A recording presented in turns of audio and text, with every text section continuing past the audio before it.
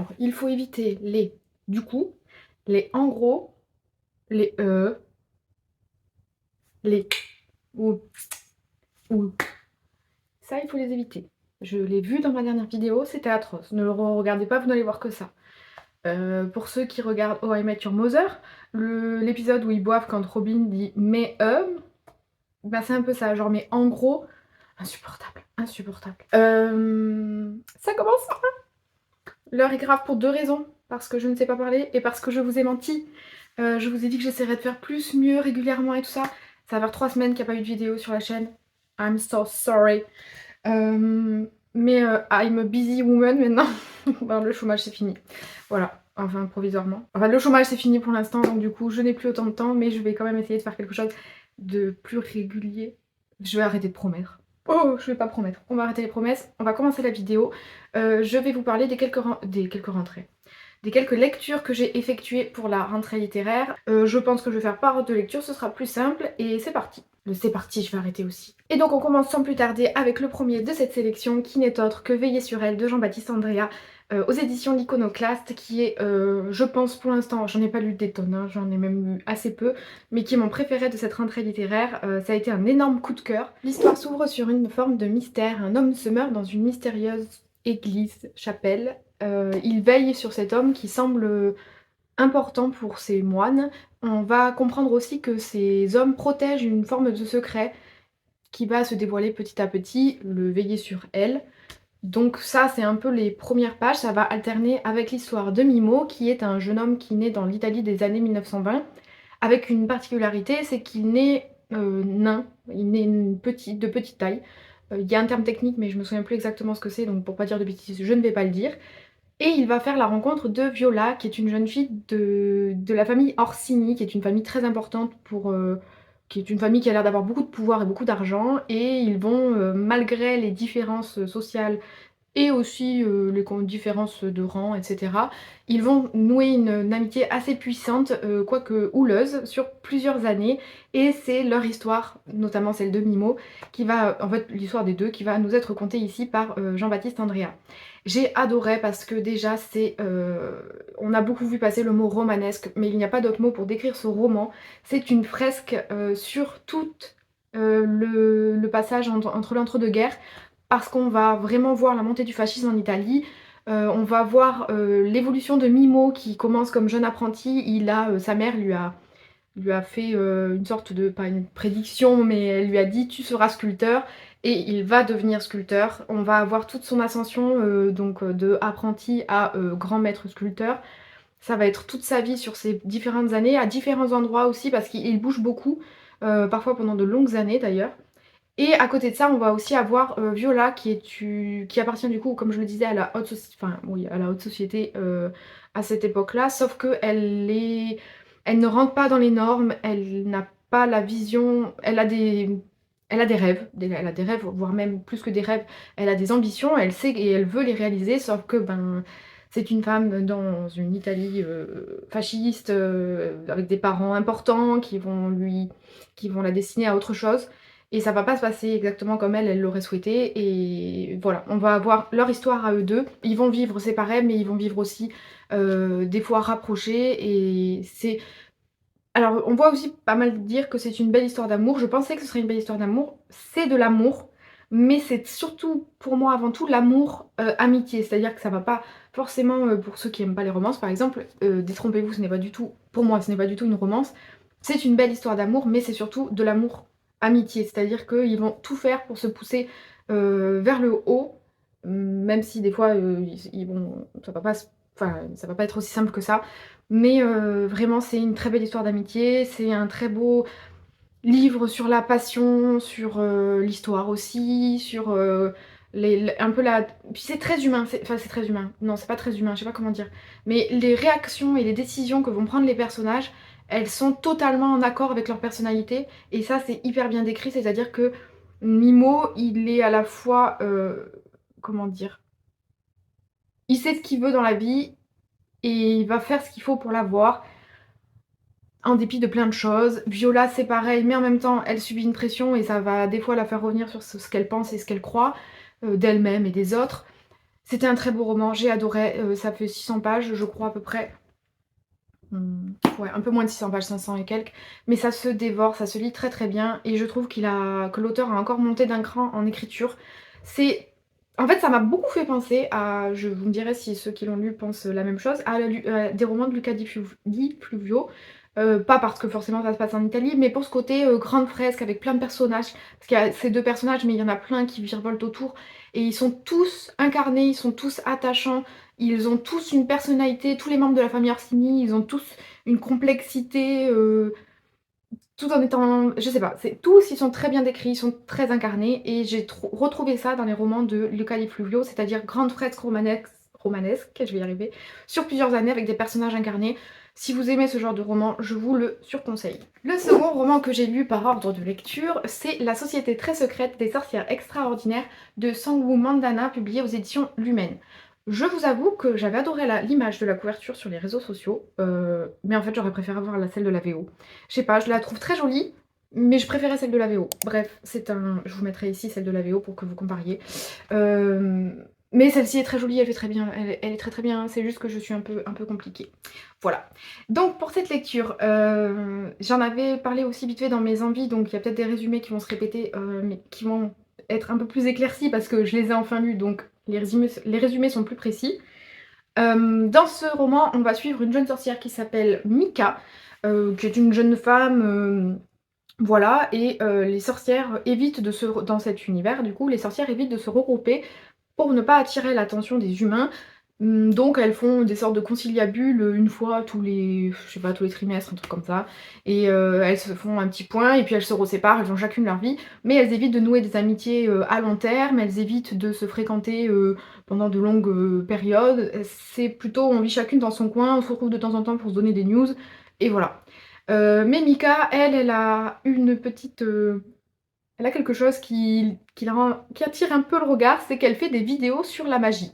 Donc pour quelqu'un qui doit être discrète, faire des vidéos YouTube sur la magie, c'est pas le plus discret du monde. Sauf que vous allez vous-même vous en rendre compte, là aujourd'hui, il y a plein de gens qui cultivent ce truc de la sorcellerie, des sorts, du tirage de cartes, etc., etc. Donc en fait, elle utilise de la vraie magie, mais pour les gens qui regardent ses vidéos YouTube, c'est du fake, c'est, comment on dit, enfin, elle fait des montages quoi, c'est pour amuser la galerie. Donc elle, ça l'éclate, parce qu'elle peut faire de la magie en vidéo, personne ne la prend au sérieux, même si les sorcières de son, alors je dis coven, mais c'est pas vraiment un coven, mais les sorcières de son, qui se regroupent, elles sont pas super fans qu'elle fasse ça. Bref, voilà, ça c'est Mika, elle est plutôt attachante, elle a une personnalité assez forte quand même, enfin moi je me suis beaucoup attachée à elle, et elle va recevoir un mystérieux courrier un jour qui l'invite à devenir la prof particulière de 3 jeunes sorcières, sauf que, comme je vous l'ai dit, les sorcières ne sont pas censées se regrouper, donc quand elle reçoit un message disant que 3 sorcières vivent sous le même toit, elle se dit il y a anguille sous roche, soit on se moque de moi parce que je fais des vidéos sur la magie et c'est un canular, soit on essaie peut-être de me tester, de voir si je vais dire ou pas, de voir ce que je vais faire. Et elle va répondre à cette annonce, elle va aller voir et découvrir que effectivement 3 jeunes sorcières vivent dans une maison avec une galerie de personnages qui prennent soin de ces 3 jeunes filles, pardon, qui prennent soin de ces 3 jeunes filles, sauf qu'aucune de ces personnes n'est magique, n'est une sorcière, et ils veulent une prof sorcière pour les éduquer toutes les 3. Comment les 3 petites filles se sont retrouvées dans cette maison, qui sont tous les personnages qui prennent soin d'elles et comment et pourquoi, tout ça je vous le laisserai découvrir en lisant le roman. Mais il faut savoir que parmi ces personnes, il y a un bibliothécaire bougon qui ne va pas du tout voir d'un très bon oeil que Mika se ramène parce que justement elle pourrait attirer l'attention sur les 3 petites sorcières. C'était très sympa, c'est effectivement du feel good fantasy, enfin c'est de la fantasy cozy fantasy, je ne sais plus comment on dit, mais ce n'est pas de la fantasy où vous allez avoir d'énormes enjeux effrayants, des rebondissements tortueux, ça va être vraiment bienveillant. Ça va être bienveillant dans le sens plutôt positif, pas dans le sens négatif. Il va y avoir une petite romance qui va s'installer entre le bibliothécaire et Mika. On le voit venir dès le début et c'est même dit dans le résumé, donc voilà, il n'y a pas de spoil. C'était vraiment sympathique, je m'attendais à légèrement plus, mais je n'avais jamais lu de cozy fantasy, donc peut-être que le plus, bah, c'est ça en fait, c'est ce qu'il y avait dedans. Mais ça m'a fait un bien fou, ça s'est dévoré, je le recommande chaudement. Ne vous attendez pas à des grands mystères, à des grands, comment dire?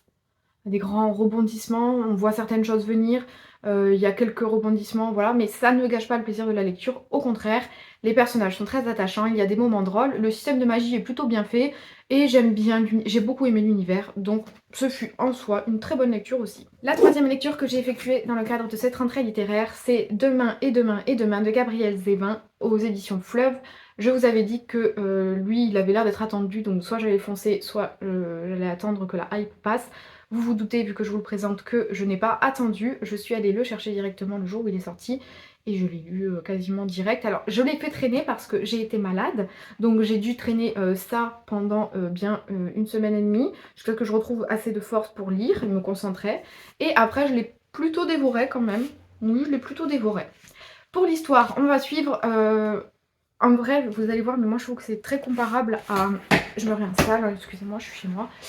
Je l'ai trouvé très comparable à Veiller sur elle, sur une thématique, enfin quelque chose de très précis, mais je vais revenir dessus. Donc dans ce roman, on va suivre, j'ai oublié leur prénom, Sam et Sadie, qui sont deux jeunes qui vont se rencontrer à l'hôpital. Sadie vient voir sa sœur qui est hospitalisée et Sam est là pour lui parce qu'il a eu un accident et il s'est fait opérer plusieurs fois du pied. Sam et Sadie vont devenir amis à l'hôpital grâce aux jeux vidéo, ils vont nouer une amitié, jusqu'à ce que Sadie apprenne qu'en fait c'est elle qui a fait reparler Sam parce qu'il était jusqu'à présent mutique, et à partir de là va se nouer une belle amitié qui va durer, comme surveiller sur elle, des années, mais ça ne va pas être de tout repos non plus, et ils vont se retrouver quelques années plus tard sans s'être parlé à la fac, et ils vont décider de créer ensemble un jeu vidéo qui va devenir un immense succès.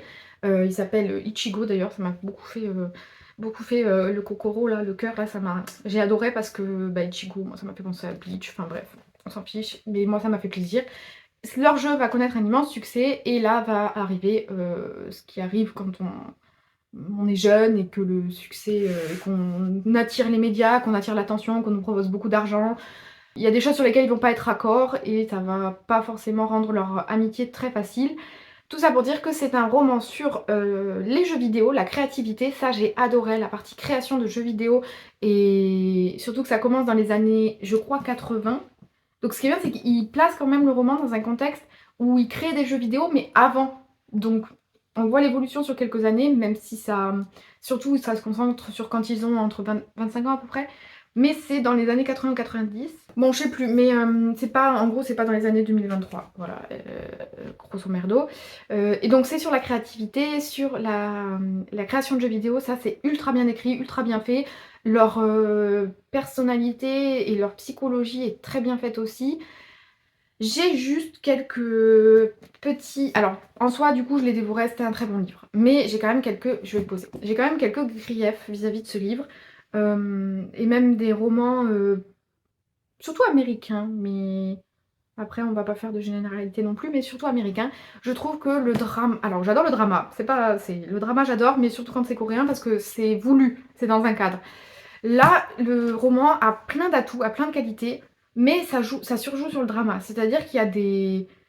Pour nous rendre attachants des personnages, j'ai l'impression qu'il faut qu'ils aient un passé un peu torturé, qu'il y ait des drames dans leur vie, qu'il y ait des obstacles, mais des trucs un peu trop gros ou alors trop nombreux. C'est-à-dire que mis bout à bout, t'es là, bah oui, mais en fait, là ça fait too much. Le mec, soit il a vraiment pas de chance, soit il a vraiment pas de chance. Mais... trop. Et là, il se passe notamment un truc dont je vous parlerai pas pour pas spoiler, mais vers aux 2 tiers, il se passe un événement qui, moi, m'a un peu sorti de la lecture.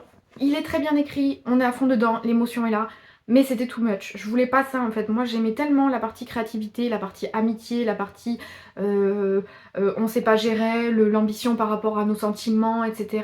Tout ça, c'était très bien fait. Pourquoi nous rajouter un drama? Pour nous rendre attachants les personnages, il l'était déjà, pas obligé de le faire. Bref, ça m'a un peu sorti de la lecture. Et à côté de ça, le point commun dont je voulais vous parler par rapport à Veiller sur elle, c'est qu'en fait, ces deux livres, je trouve, nous proposent une histoire d'amour, oui, mais plutôt du point de vue, comment dire, pas platonique, enfin si platonique, mais surtout que, en fait, l'amour qu'ils se portent est à cheval entre l'amour... L'amitié est tellement profonde qu'il n'y a pas besoin d'être en couple, il n'y a pas besoin de s'envoyer en l'air, il n'y a pas besoin de... C'est plutôt l'amitié qui est tellement profonde que ça en devient de l'amour, un peu comme, pas un frère et une sœur parce que, bah, voilà, ça reste quand même on sent qu'il y a un sentiment amoureux, mais c'est pas forcément de l'amour couple. Je sais pas si ça va parler, mais voilà, c'est ce que je voulais dire. L'amour couple et je trouve ça super parce que c'est 2 romans qui nous proposent quand même quelque chose de fort sans qu'il y ait, quelque chose de sexuel, de couple, normalisé, enfin bref. C'était très chouette, j'ai bien aimé, mais too much drama tue le drama. On n'est pas obligé de faire certains trucs, pour rendre nos personnages attachants. Si on sait bien écrire comme elle le fait, pas besoin de drama. C'est mon point de vue. Bref, ça reste un très bon livre que je vous recommande aussi chaudement. Et le dernier dont je voulais vous parler, c'est donc une sortie poche que j'ai acheté là quand j'étais en balade à Sète, dans la magnifique librairie L'Échappée Belle, que je vous recommande fortement si vous êtes sur Sète. J'ai pris le Toucher la terre ferme de Julia Carnillon qui vient de sortir en poche aux éditions Proches, donc la collection poche des éditions d'Iconoclast. Je voulais le lire depuis sa sortie parce que, comme je vous l'ai dit dans la vidéo rentrée littéraire, j'adore l'écriture de Julia Carnillon, mais je sais plus, c'était 18 balles pour vraiment, genre là c'est 90 pages en poche, ça se lisait beaucoup trop vite pour payer 18 balles. Je l'ai pas trouvé en médiathèque, donc voilà. Là il vient de sortir en poche, c'était l'occasion pour moi de le lire. C'est un récit autobiographique où Julia Carnillon va nous parler de elle va nous parler d'elle, elle va nous parler de sa position de mère et de femme. Et c'est là où, alors, j'ai adoré, l'écriture est très belle, c'est très introspectif, on se reconnaît, on se reconnaît pas dans les émotions de Julia Carnillon parce que c'est une femme qui a l'air hyper intense, donc bah, si nous on vit pas tout comme elle, peut-être qu'on se reconnaît pas forcément, mais moi il y a plein de choses qui m'ont parlé, en dehors de ce côté intense. Je me dis, on voit un peu trop de tout et quand on est sur les réseaux, on voit passer beaucoup d'avis lecture et tout ça. Et des fois, je les trouve, pas mensongers, mais je suis pas d'accord en fait. Bon, bah, c'est normal de pas être d'accord, ne soyez pas tout le temps d'accord avec moi non plus, il ne faut pas. Mais en fait, ce livre, on l'a vendu genre, ah, elle parle de la position de la mère, de sa position de mère, le choc qu'elle a vécu quand elle a eu son bébé. Mais en fait, c'est genre, sur les 90 pages, c'est 20 pages ça. C'est pas du tout ça. Pour moi, elle parle de sa relation aux hommes, de la femme qu'elle est, mais la place de la femme mère, c'est moindre sur le récit, c'est 20 pages. Alors ouais, c'est super bien décrit, mais c'est pour moi, ce roman parle de... C'est un roman autobiographique sur la femme qu'elle est, mais pas forcément sur la mère qu'elle est. C'est pas...